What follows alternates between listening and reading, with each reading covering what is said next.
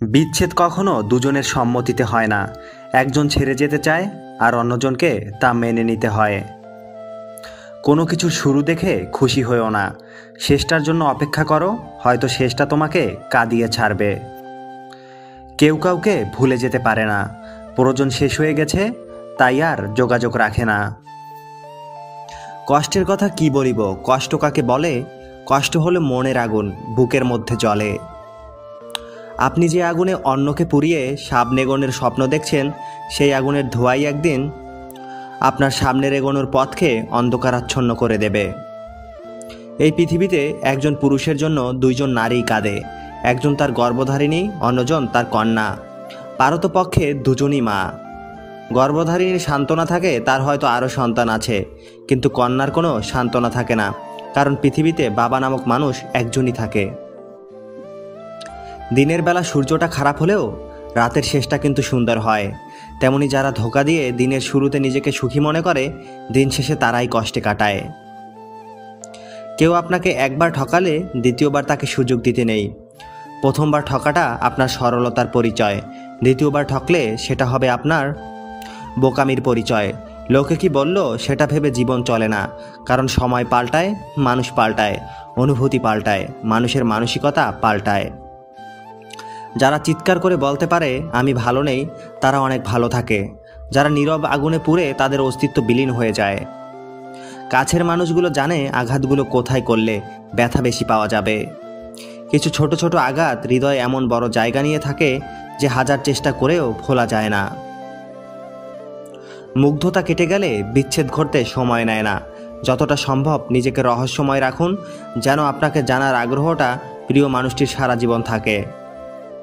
কিছু কিছু নিঃস্বার্থ ভালোবাসার সম্পর্ক অনেকটা রেল লাইনের দুই পাতের মতো, বহুদূর পর্যন্ত তারা পাশাপাশি যায়, কিন্তু কখনোই তারা এক হতে পারে না।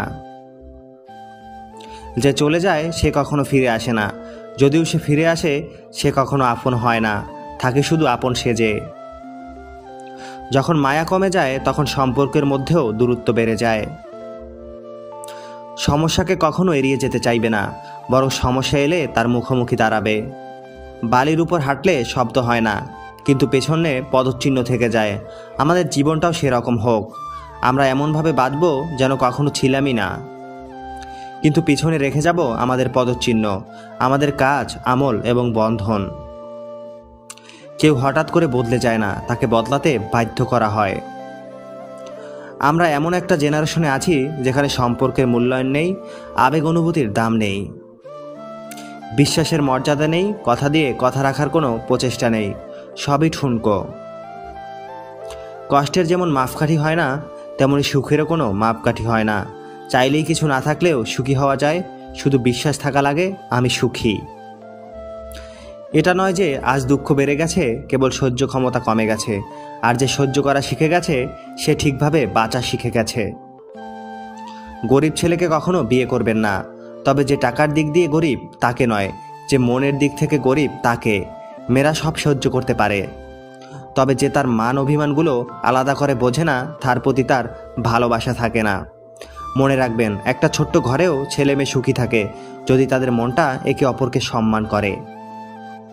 মানুষ এখন ভালো মনের মানুষের থেকে সরে দাঁড়ায়, আর মুখোশধারীর নিকট বেশি আটকে যায়। এক শ্রেণীর লোক গায়ের রং দেখে মানুষের সৌন্দর্য আর চরিত্রের বিচার করে, আফসোস তাদের জন্য। কথায় আছে, শূন্য পকেটে যে নারী তোমার পাশে থাকে সে তোমার স্ত্রী হওয়ার যোগ্যতা রাখে। কথাটা কিন্তু মিথ্যা না, সবাই ছেড়ে যায় না, কেউ কেউ দুঃসময় পাশে থেকে বুঝিয়ে দেয় ভালোবাসা সুন্দর। আপনি যদি সোজা থাকেন তাহলে অন্যের চোখে আপনি দেখতে বাঁকা হলেও কিছু আসে যায় না। এক বিজ্ঞ ব্যক্তিকে জিজ্ঞেস করা হলো যে ইবাদত করার জন্য সর্বোত্তম দিন কোনটি? তিনি বললেন মৃত্যুর আগের দিন। সে হতভম্ব হয়ে বলল, মৃত্যুর সময় তো কারো জানা নেই। বিজ্ঞ ব্যক্তিটি বললেন, তাহলে জীবনের প্রতিটি দিনকেই জীবনের শেষ দিন মনে করো। শুনেছি প্রেমে নাকি বহুবার পড়া যায়, কিন্তু উপলব্ধি করেছি কখনো কাউকে সত্যিই মন থেকে পাগলের মতো ভালোবাসলে দ্বিতীয়বার আবার নতুন করে ভালোবাসা যায় না, ভালোবাসি বলাও যায় না। ভালোবাসা একবারই হয়, প্রেম, বদভ্যাস, আকর্ষণ সব বদলে ফেলা যায়, হাজারো কষ্ট হলেও, কিন্তু ভালোবাসা, মায়ার টান বদলে ফেলা যায় না। এটা হয় পরিবারের মতোই। আর পরিবারের প্রতি হাজার রাগ, অভিমান, কষ্ট, ঘৃণা যাই থাকুক না কেন, আমরা পরিবার থেকে দূরে সরে যেতে পারি, কিন্তু আমরা কি পরিবার বদলে ফেলতে পারি? যে মানুষটির জন্য সব কিছু করতে রাজি থাকবেন, সমাজ, সংসার, পরিবার, এমনকি নিজের বিরুদ্ধে গিয়েও তার সব কথায় হ্যাঁ হ্যাঁ মিলিয়ে নেবেন, একটা সময় সেই মানুষটি আপনাকে ছেড়ে গিয়ে বুঝিয়ে দেবে কখনোই কাউকে এতটাও ভালোবাসতে নেই, যেন সে ছেড়ে যাওয়ার পর নিজেকে ভালোবাসার শক্তিটুকু হারিয়ে যায়। শেক্সপিয়ার বলেছিলেন, একজন ছেলে কখনো একজন মেয়ের বন্ধু হতে পারে না, কারণ এখানে আবেগ আছে, দৈহিক আকাঙ্ক্ষা আছে। একই কথা বলেছেন আইরিশ কবি অস্কার ওয়াইল্ড। বলেছে, নারী এবং পুরুষের মাঝে কেবলই বন্ধুত্বের সম্পর্ক থাকা অসম্ভব। যা থাকতে পারে তা হলো আকাঙ্ক্ষা, দুর্বলতা, ঘৃণা কিংবা ভালোবাসা। হুমায়ুন আহমেদ বলেছিলেন, ছেলে আর মেয়ে বন্ধু হতে পারে, কিন্তু তারা অবশ্যই প্রেমে পড়বে, হয়তো খুবই অল্প সময়ের জন্য, অথবা ভুল সময়ে, কিংবা খুবই দেরিতে, আর না হয় সব সময়ের জন্য, তবে প্রেমে তারা পড়বেই। সত্যি বলতে ছেলে ও মেয়েতে শুধুমাত্র বন্ধুত্ব অসম্ভব, কেননা শুধুমাত্র বন্ধুত্ব হলে প্রকৃতি নিজের অস্তিত্ব হারাবে। চুম্বক আর লোহা কখনো পাশাপাশি থাকতে পারে না, আকৃষ্ট করবেই। যদি কেউ তা এড়িয়ে যায়, তবে সে ভণ্ডামি করছে, নয়তো ধোঁকা দিচ্ছে। আগুনের পাশে মোম গলবেই। ছেলে ও মেয়ে বন্ধুত্ব হতে পারে, কিন্তু একসময় প্রেমে বা অবৈধ সম্পর্কে রূপ নেবেই, আর এটাই স্বাভাবিক। যদি দেখেন আপনার কল না পেয়ে, আপনার মেসেজ না পেয়ে, আপনার সাথে কথা না বলেও কারো দিন সুন্দরভাবে কেটে যাচ্ছে, তাহলে তাকে সেভাবেই থাকতে দিন। মিথ্যার উপর ভর করে বাঁচা আর ফুটো নৌকায় করে বিশাল নদী পার হওয়া একই কথা। হারিয়ে যাওয়া নিয়ে কখনোই ভয় হয় না, কারণ পৃথিবীটা থাকার জায়গা নয়। কিছু সময়ের পর চিরবিদায় ঠিকই নিতে হবে। ভয় তো হয় মানুষ হয় যখন আবার মানুষের মিথ্যা মায়ায় পড়ে যায়। ভালোবাসা খুঁজতে গিয়ে নিজের ভালো থাকা ভুলে যেও না। মন যদি খারাপ থাকে, পৃথিবীর সমস্ত কিছু বিষাদময় লাগে। কোনো সম্পর্ক থেকে খুব সাধারণ ঘটনায় কেউ কখনো বের হয়ে যায় না।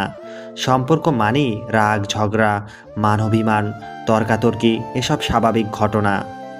এসবের জন্য সাধারণত কেউই সম্পর্ক ছেদ করে না, কারণ দুজনের ভালোবাসার সামনে এসব কিছুই তুচ্ছ আর নগণ্য।